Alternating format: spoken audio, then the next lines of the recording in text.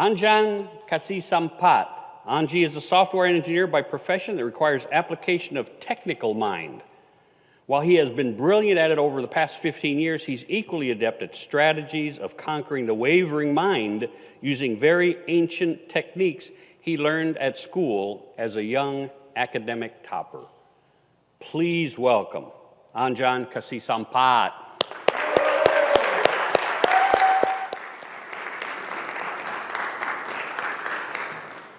Good morning, friends. How are you all doing? Good. I'm a software engineer and I'm Anjan. And how many of you here have this weird notion about software engineers? I don't know what these guys do. Sitting in the cubicle and coding and talking to the computer the whole day. They must be insane. Have you had that impression? Well, I too had that when I started. But here, I'm not going to give you a boring technical talk. I'm not here for that. I'm here to talk about something very basic but significant about our mind and senses. How many of you here have heard about cutthroat academic competition, intense academic competition? Any of you? I guess all of you. Now in India, where I was born and raised, this competition is so intense that every percent and every point you lose or gain, it's a matter of life and death. Students really work hard days and weeks together to prepare for the examination, and once they reach the examination and see the question paper, their eyes pop up. Fears creep up. Pen drops, hope fades, bad luck goes up, and then they give up. And some students are even smart. They tend to, in order to get through this, they tend to make shorter relationships. What I mean by that is not relationships between girlfriends and boyfriends, but it's between them and their books. Before the exam, they're tightly coupled. They are in deep commitment, made for each other. I love you. And after the exam, they break up. I don't know. Now, given such an intense academic environment, I topped for 9 consecutive years. And just before the semi-final of the 9th grade exam, something serious and tragic happened. My father, who ran a successful business empire, became bankrupt, owing to worsening market conditions. Now, in this country, bankruptcy may seem normal.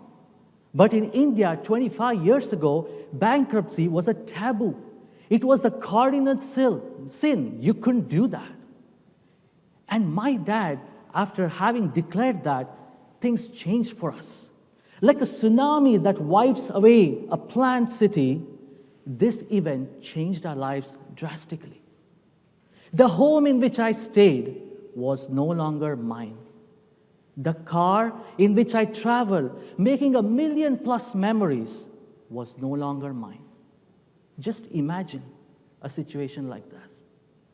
And on top of that, so many of my friends and relatives deserted us as though we were untouchables. And to top it all, I did not know, and neither did my family, that we had enough money to take the next meal. So we had to eat less. Imagine, as a child, do you even understand what it means? In such a situation, these events had a deep impact on me. And when I gave my exam, instead of being on the top, I dropped to 40. And unable to understand what was exactly going on here, my mind now became like an antenna. You know an antenna? A device that picks up signals everywhere and thinks it's right. That's how my mind became. Some people said, oh, this is the price you pay for the sin your parents have done. And some would say, you're arrogant. And some would say, you are overconfident. But some would say, it's just a glitch. You've been doing so good, you will come across. My mind was now confused. Why should I even study?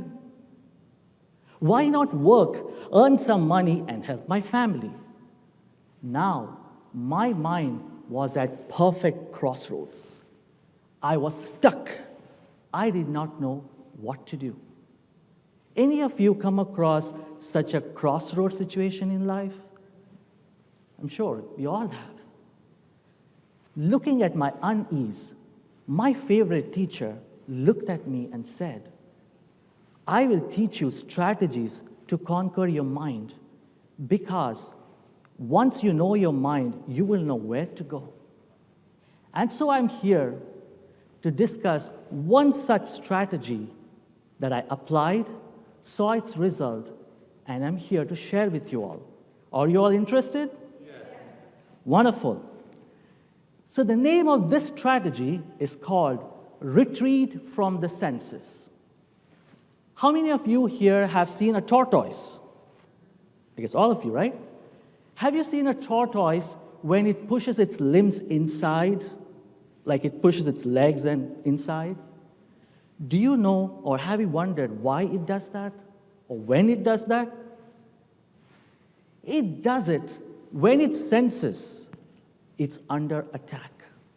When it thinks some enemy is trying to attack it, it pushes its limbs together so that the enemy thinks it's not an animal at all. That's the exact analogy and strategy that's applicable here, and this was established 3,000 years ago in India. You see, we all have senses: eyes, ears, nose, sense of our tongue that gives us taste, and a sense of touch. All these sense organs are so powerful. We all agree that, correct? They constantly help us drive our emotions, our decisions, and actions. Every day, as we hear something interesting, as we see something interesting, we are getting attracted to that. And that's all normal, because that's how we become incredible human beings, by using our senses. We all are incredible human beings. But these same senses that swing us into action can also swing us into a wrong direction. And without knowing, you will end up at crossroads and get stuck. Why does this happen? It's because our mind is constantly getting inputs from the senses, and the mind is acting on that. Now, in the Western world, mind means brain. But in the Eastern world, mind means energy that's inside your whole body, the complete energy that uses brain as the medium and drives you forward. So constantly, our senses are feeding our mind, and we are doing exactly what our senses are saying. But at some point, it will so happen that these senses will dominate our mind to that extent that we will lose our ability to think correctly. So what do we do at that time? That's when one of the best strategies to use is this retreat from the senses. What this means is a special meditation technique in which you begin to silence your senses. Basically, you sit down, quiet, forgetting all the sensory information, things that you've been hearing, listening, talking. Just keep them all silent. When you do that, your energy within you gets into focus. You are no longer distracted. As I began to practice this every day, I began to feel lighter. You know, sometimes when you take protein powder and you go to the gym each day, you can lift heavy weights, 50 pounds, 100 pounds. This technique almost became my protein powder, because every day I began to feel light. I began to look at people's judgments and their opinions with a different perspective. All the confusion that I had now became clarity, because now I knew what I wanted to do. I decided I'm going to go forward in the path of academics. And so I did. and with great focus, I gave the exams, and I bounced back to number 1 again, and also several grades later. The purpose of sharing this story is not to showcase my success, but to drive home a key point. The most dangerous battles in our life are fought in the mind. It is the senses that have a greater role to play to say, I'll make this battle dangerous for you or less dangerous. It's very important that we train our mind to activate itself so that we prevent ourselves from getting into those crossroads. It needs constant practice. End of the day, we have to realize that we have great friends in our life, correct? What do great friends do? What do great friends do? Help each other. Whether you are on top of a cliff or bottom of an ocean, your best friend is always there for you. You can count on them because their advice, their opinion works. What if you make your mind your best friend? And that's the technique we need to know about. Because the moment we train our minds to be our best friends, no matter where we are, no matter what circumstance we are, we will evolve. We will come out of that. And that's what we all need. Senses and emotions make us intelligent human beings. We are intelligent, no doubt. But when we conquer our mind, we begin to become influential human beings. And that's what this world needs. Which one would you want to be? Thank you.